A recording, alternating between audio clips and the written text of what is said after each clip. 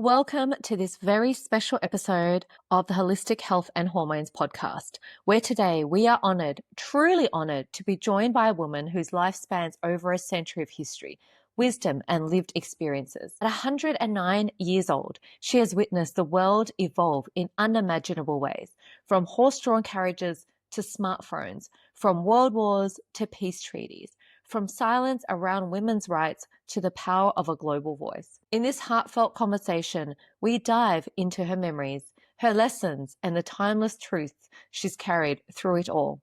You'll hear stories from a childhood that predates most modern inventions, reflections on love, resilience, change, and her inspiring thoughts on what truly matters in life.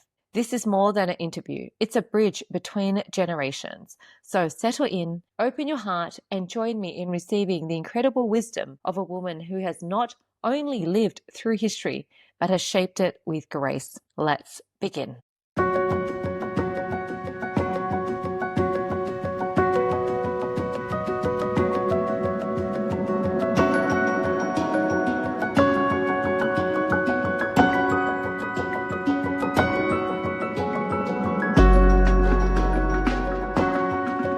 Hello. Hi, Hazel. How are you? Well, thank you.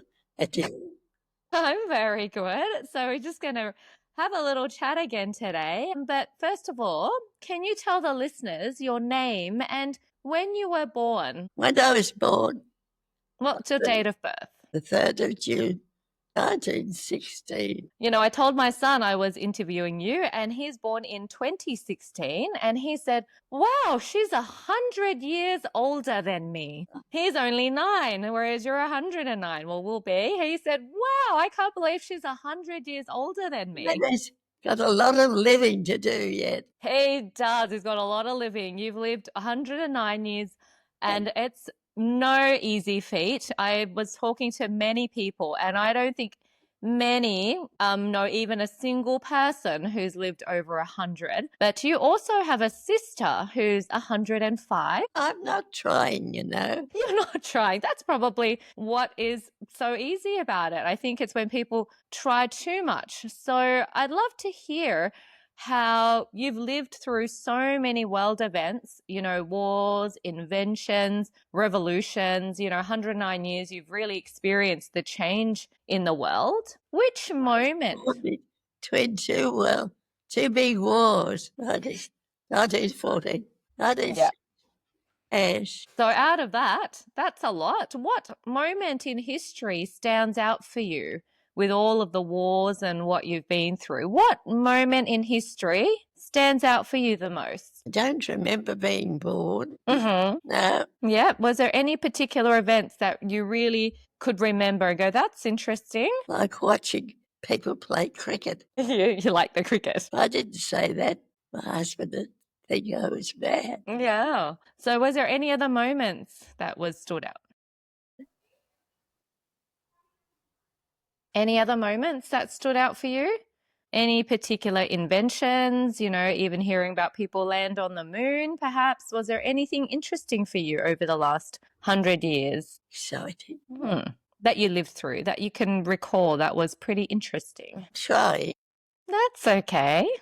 Too many events, I suppose. I think half of the brain's alive. Don't know where the rest of it is. I heard you walked across at the opening of the Harbour Bridge, though. That must have been special. You were there at the opening of the Harbour Bridge. Yes. I walked across with about 1,000 other people on the ferry when it first opened, the day it opened. I was 14, I think. Would that be right? Yeah, I think it was open in the 30s. I think you're right. Yes, you would have been around then, around teenage years. How was that? That was a very special moment, and it's still around now. So you've seen it really go through the changes. Yes. Looks very different now. And how about the Opera House? Were you there at the opening of the Opera House too? Yes, I was with my daughter.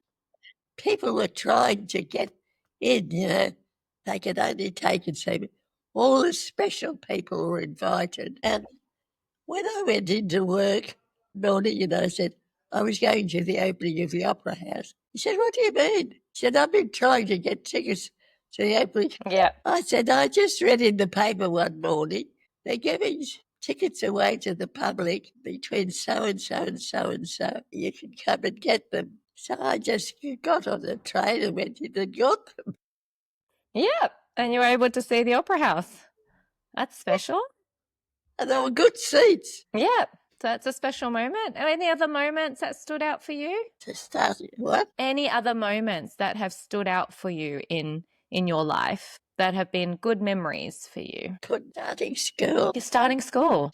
School was difficult to get into, except academically. So I was pleased to get into that, and I enjoyed it. You were very bright, very smart indeed. Yep. And what was childhood like growing up for you back in the day? What was life like for you as a child? What was a normal day like growing up? It's different to the normal day for these kids now, but what did a day look like for you as a child growing up in like going to school? Much different to these days? Actually, I had nothing to compare it with. That's true. But could you let me know what was life like for you growing up as a child? Was there anything you did that we do differently these days? We used to swim and dance and skate and play sport. Everyone seemed to have a sport to play. Yeah. People used to be what they called athletes. Right. But they competed with each other in different aspects of sport, physical sport. Yeah, they liked their sports back then. And what were your parents like growing up? Do you remember any stories from your parents or earlier times? What were your parents like growing up? Your mum and dad. What were they like? I'm quite absolutely sure that they were the best parents in the world I'm sure they were. at the time. Yes, at the time. They were the best parents in the world. They had the best children in the world. Yes. You had four siblings, you and three sisters, right? That couldn't have been easy for them. Couldn't be easy for the parents. That's right. Couldn't be easy for the They kept wanting to have a boy. parents. When they came to the end of 4 girls, they said, no way. I'm just a bit over the odds. That's it. I think so. So what were they like? They were best parents. What made them such great parents? Did they give you lots of knowledge or teach you the ways of life? What made them great parents? Did I say they were great? You said they were the best parents in the world. Yes, not necessarily great. Okay, best. What did they like? Handsome. Your dad was handsome? That's good. Handsome, well-educated, considerate of other people. What else? What was your mum like? She was easily the best mother in the world. No, hands down. Why was she the best? What made her the best in your eyes? What was the best? She didn't exactly choose me, but I think she was pleased with me. I think so. Yep. And you heard you loved to study. So was there lots of, what did school look like? Was it different back then to it is these days? School for you back as a young girl? Or were you encouraged to stay home or you were encouraged to learn? I was encouraged to learn. Okay. Whether I did or not was up to me. It didn't take the big stick to me. No. So what was school like? Did you enjoy school? Was it different? Girl, loved it. What was your favourite subject? Oh, you loved art. I hear you're a great painter. We're going to... Famous academic school. There was only one art class each year, but I was still coming top of art classes. I just do. You're very creative. You've got some beautiful paintings. You loved to paint. You were natural. No, I don't paint anymore. And what's more, the ones we have got, some of them I painted about 60 years ago. I suppose you get to the stage, I haven't got any more room, pictures on the wall. That you were very gifted. You were very talented. What was I very? Very talented in painting. Oh, I liked and it. What was a typical day like? What was it? Yeah, you loved painting. What about when you were working? What was a typical day like for you in your 20s or 30s? That was when I got married. Yep. And was married life different back then? Was married life different back then in your 30s as you think it is these days? Different. Yeah. And what was married life like for you in your 30s? Pretty good. Pretty Yes, I had a good husband. Mm-hmm. Beautiful children. Shush! Yes. Don't tell Sue. Okay. She's very beautiful. Yes, of course. Of course. So was there anything different you did back in your 30s as women in their 30s have these days? Was it more harder, do you think, back then compared to what maybe your daughter went through as a mum? I didn't hear any of that. That's okay. I was just saying, what was a typical day like in your 30s as a mum compared to, do you think, the mums these days? Did you have it easier or harder? I worked as well as being a mum, although you can't do both very well. But you do one for yourself and one for the family. Yes, you had Yeah, to juggle because some of them back then were a lot of housewives, but you were working very hard. You know, you hear of the 50s and 60s housewives, but you were quite hard at work. You weren't the typical housewife. I said you weren't the typical housewife. You were quite hard working. Hard working. I don't think I was a typical housewife because I just kept working. You loved working. I liked working and it improved financially, improved our status, Mm-hmm. which sounds good. But all that meant was that I helped pay the rent. Yes. What was rent like back then? Was it expensive for what you earned? How much money were you earning then? Rents What are always too expensive. what was the wages like in your 30s? Everybody, if their rent's too expensive, Mm. well, if it's not very expensive, they go up until it becomes expensive.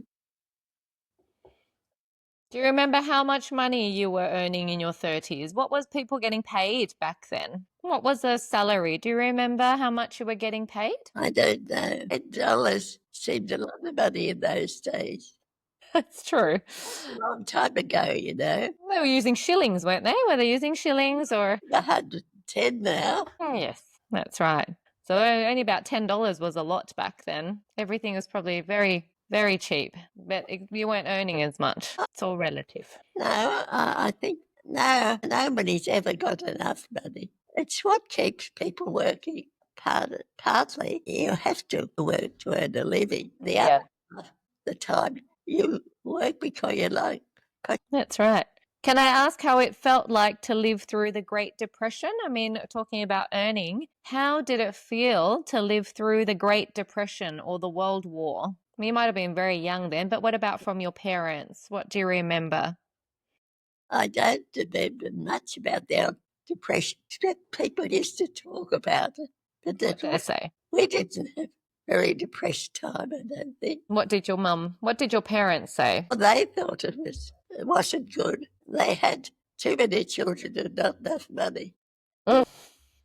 as you always have if you have too many children. That's it. Yeah, even times were tough back then as it is these days. That doesn't change. That's one thing that doesn't change, does it? More children equals more expenses. Sometimes I can hear well and sometimes I can't. That's okay. Can I ask, how did you stay informed or connected with society, with each other before the TV and the internet? Because there was no TV or internet for you growing up. So how did you stay Well, informed? I can remember when I can remember when wireless came in. Yes, Telephones. I bought my young children little wireless things they could carry around with them, and they thought that was marvellous. You ask them now, they say, we've always had it. That's what it is. That's okay. So how else did you stay connected before the TV and the internet? How other ways did you stay connected before TV and telephones and internet back then? We used to write to each other, write letters to each other. Hmm. That was a long, long time ago. Yep. If you left home, you were expected to write back to your mother and father every now and then to let them know how you're getting on. Mm-hmm. Yep. It probably gave them a rosier account than was actually truth. Yes, exactly. Lots of letter writing, not like now. It's too easy now with the phones and the internet. You can just call people or text them in 1 second. But yes, but sometimes what's very handy in one way is a fearful nuisance in another way. You're right. You can easily get in touch with 1, 2, 3, 4, 5, 6, and the 1, 2, 3, 4, 5, 6 were trying to keep the sound out. It's a bit of Yeah, a mixture. that's right. The best idea is these little things everyone carries round with them. Everybody looks like a moron. They put their hand in their pocket, bring the world out, and start reading. It's the truth. Yep, Everyone's got the world in their pocket. that's true. Very different times now. They don't know what they've got. It's different times these days. It's really shifted all the technology now. There's good and bad. Be careful what you wish for. That's true. That's a good tip. Is there something from the past that you wish still existed today? Growing up, do you wish there was something that was still more in existence today? Maybe values, core family values, or habits or traditions, which we've lost over the years? Fundamentally, no. Okay. People carry these things with them in families. They bring their children up a certain. You get to a certain stage, you have to decide for yourself that you're brought up a certain. You do this, you do that, you do. Be considerate of other people. You learn to read, write. You learn to improve yourself. You have a favourite sport. You have a favourite book. You like reading. You loved reading? What reading did you like? Love Fiction? Did you like reading stories or fiction or non-fiction? Stories or facts and history? What did you like reading? I liked reading everything. Wow. Everything I did, I did. I liked history. So living to 109, I mean, that's a feat not many people can claim, but even living to 100, I guess, what do you believe has been your key to a long and healthy life? Would you like to share your secrets of what has been your key to a long and healthy life, do you think? I didn't have a great many worries. I grew up in a comfortable home with mother and father, 3 sisters. We had a pretty good life. So is that the secret, not to worry and to just take it how it is? What would be your secret to then, so people with less worries? Well, I think you should make an effort to improve yourself. I don't think you should spend your life worrying about it. You have to enjoy being alive. You're dead for a long time. That's true. I mean, once you're dead, that's it, right? So we only have really, even though you've lived 109 years, it's actually just a small blip in the whole universe, isn't it? Absolutely. So another question I'd love to ask is, how did you care for your health, your body, and your mind over all these years? I mean, these days people are very stressed. They're very worried all the time, like you said, not to worry, but... We generally followed a routine. Oh. You know. What was your routine? I'd wake up about 6 o'clock and have a shower and change, ready to go to school, work, wherever I was going. So fairly regular life. Then, of course, there's holidays, weekends, meeting new people. There's plenty of excitement in life. I'm glad some people think so. Some people think that life, they don't value life, or they're very stressed, they take their own lives, when there is so much beauty in life. And to live to 109, there's a lot of young people that can't see through their problems, and the only way out is, unfortunately, to take their own life. What would you say to people like that, who are going through hardships? I couldn't say anything to them because I've never felt any desire to kill myself. No, not that, but some people can't see through their problems. So how did you work through your hardships a lot of the time? Because you would have took them for granted. Yeah. Just something that had to be done. Yeah, just live through it, tough it out. Don't remember it worrying me too much. Yeah, because I'm sure you've gone through some hardships as well. We all have our ups and downs in life. Oh, yeah. But you just work through it. Yeah. Yeah. And what about taking care of your body? What did you do particularly to live to such a ripe old age? Was there any secrets to eating certain foods, or to taking care of your body? Because most people don't these days. I always wasn't a heavy eater. Not a heavy eater, so to eat I lightly. wasn't a heavy eater. I used to eat well. That was my mother taught me to do that. Did she cook? What was the food like back in the days? Oh, my mother was a good cook. Oh, what did she make? What was your favourite dish? Just about like everything. Oh, you're a good eater. There's nothing picky. I'm a good eater, but I don't eat a lot. Even growing up, you just eat moderately, because these days people eat way too much and they don't eat very nutritious foods these days. No, I'm pretty moderate for eating. What's your favourite food? What do you love to eat? Sweets? Were you a sweets person? Lollies and sweets. Did you have a sweet tooth? Yes, nothing much. I could always take it or leave it. Yeah, that's the key, is it? To just eat moderate amounts. Yes. If it was there, why not enjoy it? But I didn't go looking for it. Right. What about alcohol or coffee? Any other favourites? Did you drink? Were you a drinker? I drank anything, but hardly anything. I like drinking. I liked whiskey. Oh, whiskey. Was that a sometime thing, or did you have that frequently? And how much did you have? Oh, no. Just used to meet neighbours for Friday night. We'd have a whiskey. That's about it. Just one whiskey on a Friday night. That's nice. Just the one whiskey on a Friday night. Yeah. Oh, amazing. And I guess over the years, was there ever a moment you felt that you might not make it? What pulled you through some of the hard moments? Any health scares or any other moments in life that you thought you weren't going to make it, but you pulled through? I don't think I was really worried about it. That's the key, is it? Not to be worried. I don't say I don't care, but I don't worry about what might happen. Yeah. Cope with it as it comes along. Yeah. Take it as it comes.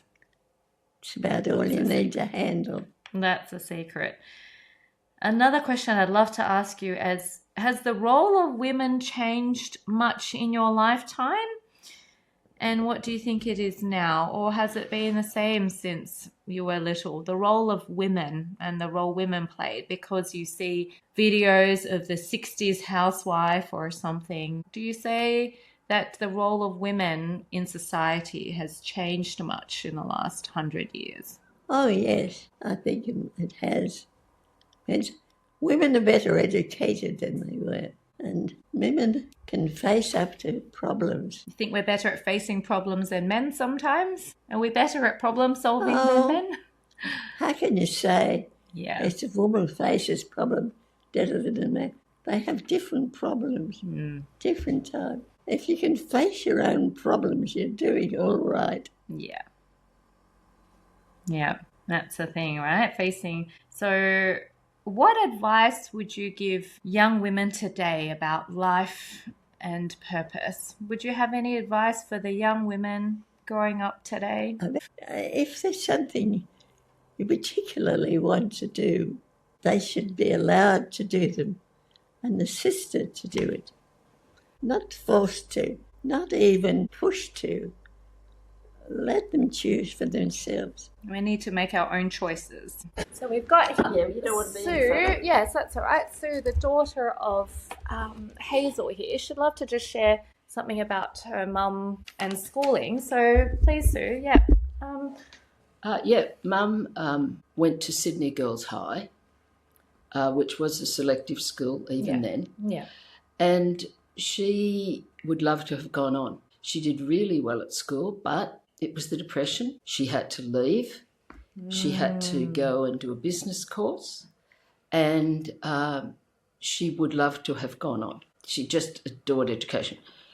When she was working, she worked as a bookkeeper, and she was so good at her job that the people said to her, "We'll put you through university because you're doing what an accountant would do anyway." She refused that because my father didn't have a degree. He'd done his leaving certificate twice. He did it the first time and then there was no jobs because it was the Depression. He did it again.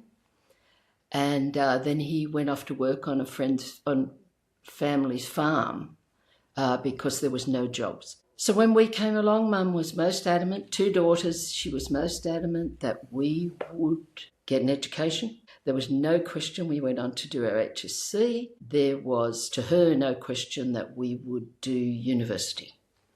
So both of us went on to do higher education. And Mum always said, make sure that you earn enough that you can look after yourself, because she said, you know, it's really good to be a woman who is capable of looking after things if your marriage breaks down or something goes wrong. So it was stressed to us very, very much that we would do that. And that's one of the things Mum's probably slightly forgotten. Education was just pushed so hard with Mum. And when my father asked if he could marry my mother, my grandfather, who honestly should have known better because he was a teacher, said, but you've got to realise Hazel has the mind of a man. And he said, you've got to be able to cope with the fact she has the mind of a man. And my father said, that's okay.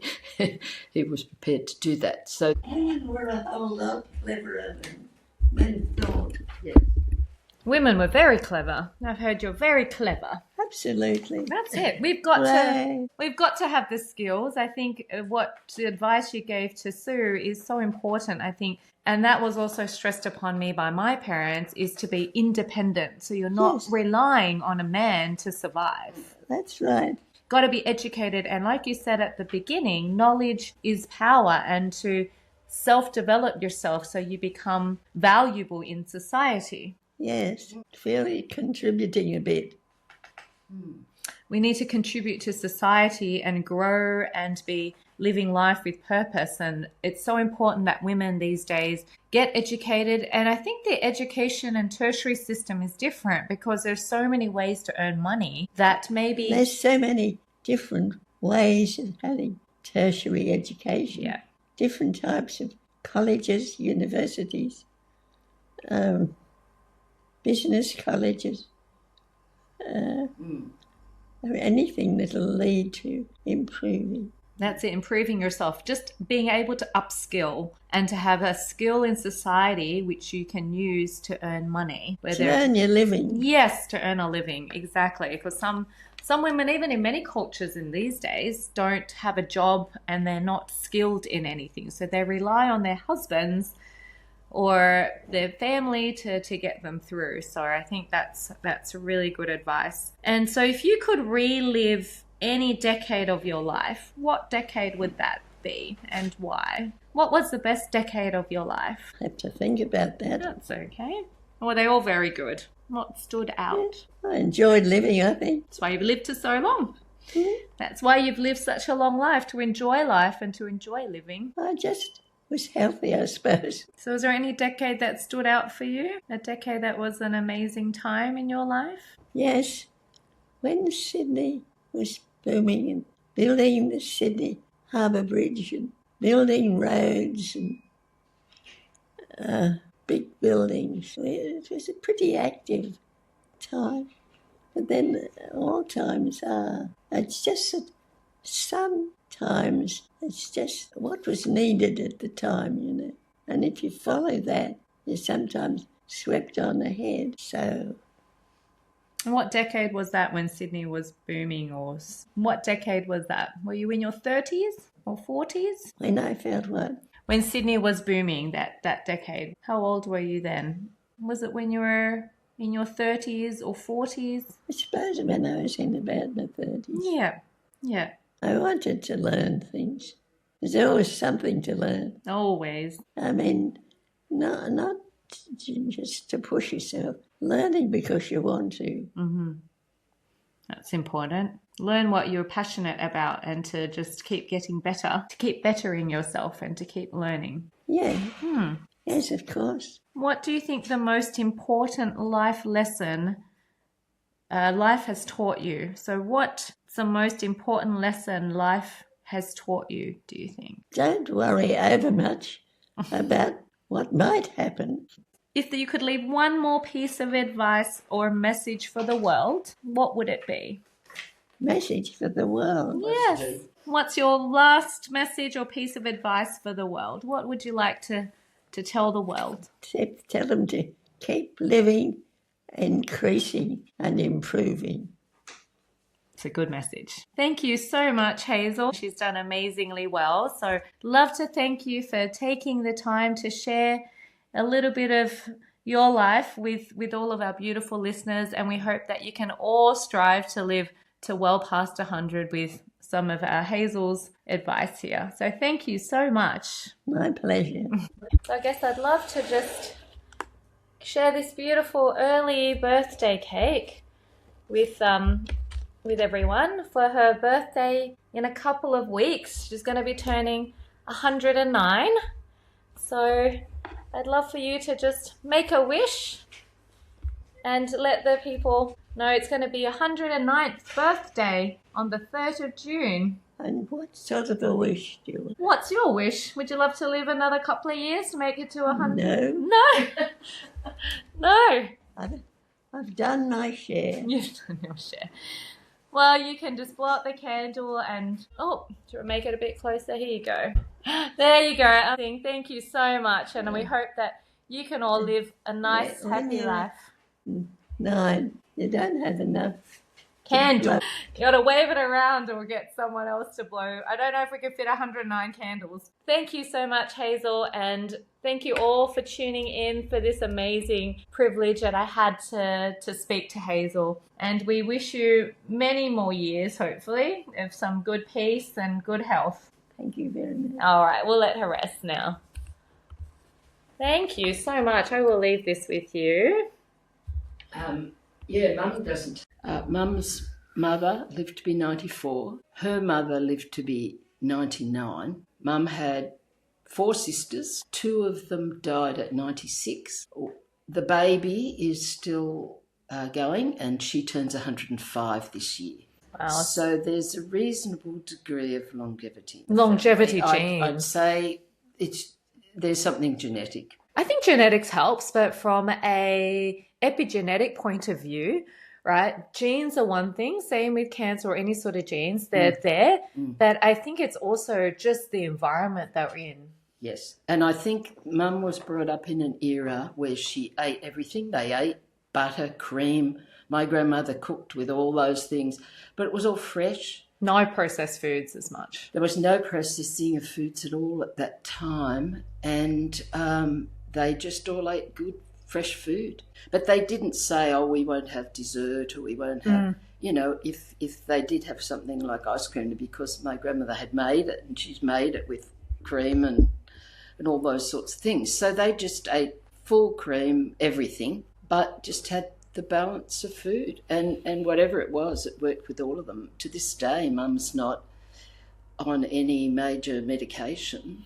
And that's pretty good at 109. Yeah, and what did your mum cook for you growing up? What was some of the staples that once she cooked? again, when we grew up, there really wasn't takeaway and all that kind of thing. So even if we had something like, say, fish and chips, Mum would batter the fish and cook it and cook the chips. So most of the time we just ate, your basic meat and meat and two veg and potato, and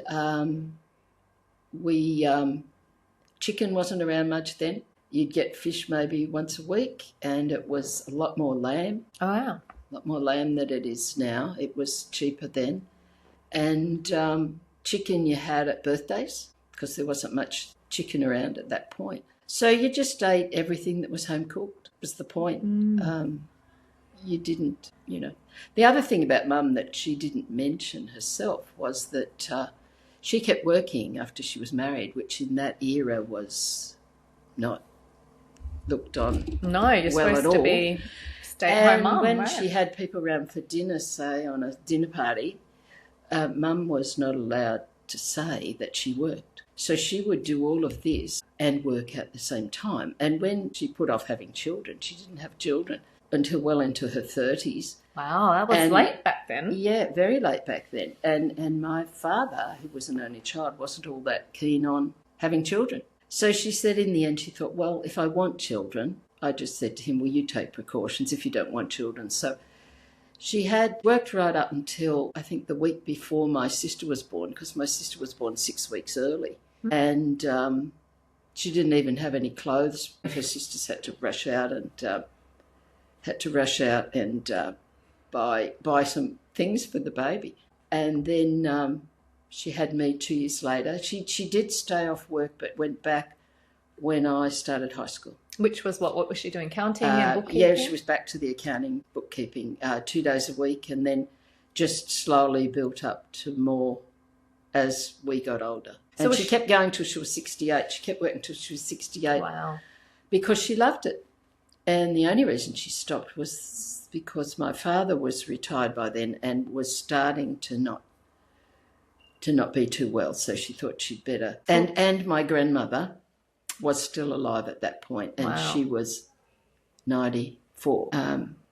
What age did your father pass, and how did she take that? Dad was about 81, I think, Mum. Yeah, 81 when he died, and he'd had been getting what you call ischemic episodes, but he'd sort of had them from the time he was quite young. He had these blackouts way back. And he worked on where he was working during the war. He wasn't allowed to sign up. It's World War II. But he had to go down to the docks and things to check everything was right. And they think he got, they never knew what was wrong with him. Mm-hmm. And he'd suddenly get these high temperatures. They said it was almost like malaria, but he'd never been away. But they think he caught something at the docks. And I think that in the end had a bit of effect on him all his life. And as he got older, these episodes started happening and he just sort of went downhill. And Mum just managed, of course, and sold up the house and moved into a villa closer to her sister, which is the one that's nearly 105. The other two died when they were 96. So she did Tai Chi. Any other hobbies? I'd love to show you some of the paintings here. We've got some beautiful paintings of her which she's painted. And what is that, a photo of her when she was younger? So you can have a look here. These are some of the mum's paintings. That's my grandmother. We'll upload these later, but she painted all of these beautiful including bird things out the back here. And the bird will take some photos of all her painting. The screen's a bit blurry. And that's your grandmother in that white dress there? That's my grandmother with her mum's first grandchild. Wow. So lots of memories here. Was there a photo of your mum when she was younger here? There's one with my father, but she wasn't young then. Ah, okay. There's a photo of her then. Oh, wow. Her wedding day. Her wedding day. Look at that. Gorgeous. Beautiful photo. I know your mum was very forward thinking back then. She didn't want to get married and oh wow, there's some great photos. I might take a few of these and upload. This was when she was young? Oh, this is when we were young. That's me. Oh. There's not many photos. That's my grandfather. Yeah, there wouldn't be many cameras. Photos. No. That was her with her father. Oh. And that's her with her. That's her there? Yes, and that's my father, and that's her four sisters. Oh, wow, beautiful. Amazing. So precious. Yeah, they didn't have many cameras back then. No, they had cameras. But well, very. And you didn't have them. That was my... That's her four sisters. That's her, the four of them. Four girls. Four girls. Four girls, and that was a photo of her parents. Photo of her parents. Ah. Oh, wow. When year would they have gotten married? Who knows? Wow, that would be an early turn of the century there. Yeah. The parents got married? Yes. Yeah. Yes, it would have been. Wow, it's a great memory. So I'll put these all together. Yeah, we did that my sister did that for her 100th birthday. Oh. Look at that. So, yes, there were the weddings and the... Lived through a lot. They're beautiful. Look at you. That is beautiful. Young. You were young. Well, you were in your 30s. 1941 she got married. It was the middle of the war. 1941, wow. Wasn't that young for then? I mean, most people then got back and married at 18. Made her own wedding dress. Wow, you made that yourself? I didn't mean those. young to be married. No, she was about Oh, 20. Well, she was Okay. 24 when she got married. Yeah. But back then, that was... She made all her own clothes. Wow. So was that something that they did back then? Learn to just be seamstresses? It seems like everyone back then just knew how My to sew. grandmother by trade was a milliner, but she could do anything when it came to sewing. She used to reupholster the furniture. Wow. And then do swaps with the local furniture shop and get another one, and she'd upholster that. And she did a lot of work around Melbourne Cup time because they lived in the eastern suburbs. Oh, yeah. So there was a lot of people who liked horse racing. All right, I guess we're just going to wrap up. And I guess what's one thing that your mother taught you, because you've also got, I guess, what longevity runs in the family, and what's one thing your mother taught you growing up? Well, any advice for... Well, absolutely, that as a female, we got in there and we looked after ourselves. It was our job to do that, and it was our job to have a good career. I ended up being a high school English history teacher, and my sister was a primary teacher. And Mum always said the old standby: teaching is a good job for women, because if you have children, you're there for their school holidays. And in those days, you got scholarships to be a teacher. You couldn't be a teacher unless you won a scholarship. So that meant we didn't have the huge HECS debts that they have these days. It was scholarships. We could go and do those things. But certainly, Mum was behind that. She was absolutely adamant that we had to do university because it's what she would have wanted to do. Mm-hmm. And both my sons went on to do business degrees at university, and that was the best day of Mum's life, I think, because they did what she would love to have done. They both ended up majoring in accounting. One is an accountant still, the other does other financial things. But she loves following their careers because that was... passionate about education. And she loved the bookkeeping and all that kind of thing. So so my two sons, have done what she would like to have done. So she rather likes that. Amazing. Thank you so much, Sue, for filling in all the gaps. And it's been a privilege to speak to you and your mother. And we wish her all the best and a couple more happy years, healthy years. Health is all that matters. I think that she made a good point. It's all about mindset and, not worrying the small stuff, not sweating the small stuff. So she probably instilled that in you as well. She had things that were hard, but hey, she just was of the era who just worked through them. Thank you so much. Thank you for tuning in to the Holistic Health and Hormones podcast. If you found today's episode inspiring or informative, please don't forget to subscribe and leave us a review. It will help us reach more people just like you who are on their journey to vibrant health and balance. For more tips, resources, or to work with me, please visit my website or connect with me on socials. And remember, your health is your superpower. So keep nurturing it, and I'll see you next time.